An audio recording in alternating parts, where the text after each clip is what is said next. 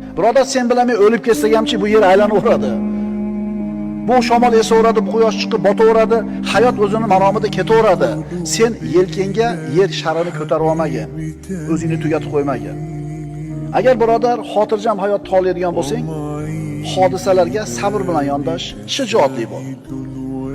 O'ziga ishonchi bo'lmagan insonlar sen bilan meni vahimaga solib, hissiyotga solib qo'ymasin. Biroq ishiga parvo qilma. Voqea hodisalarga nisbatan qattiq tur, kuchli bo'l. Endi qalbi zaif insonlarga Allohning rahmi kelsin. Bunaqalarda kunlari ularni har kuni larzaga solib qaltiratib turadi. Alloh taolo aytadi, astagfirullah, la tajidannahum ahrasan nasi ala haya. Mana shunga o'xshagan yahudlar, mana shunga o'xshagan dunyoga berilgan, dunyodan boshqa narsani g'am qilmagan odamlar hayotga eng o'ch odamlar bo'ladi. Haya deb turib alif lomsiz aytilyapti. Haya degani har qanday hayotga rozi, faqat yashasa bo'ldi. Ammo mana shunga o'xshagan zaiflikni ko'tarmaydigan, quvvatli qalb egalari bo'ladi, kuchli qalb egalari bo'ladi. Bularga Alloh tomonidan yordam keladi. Chunki ular Allohning va'dasiga iymon keltirgan. Allohning va'dasi haq ekanligiga iymon keltirgan.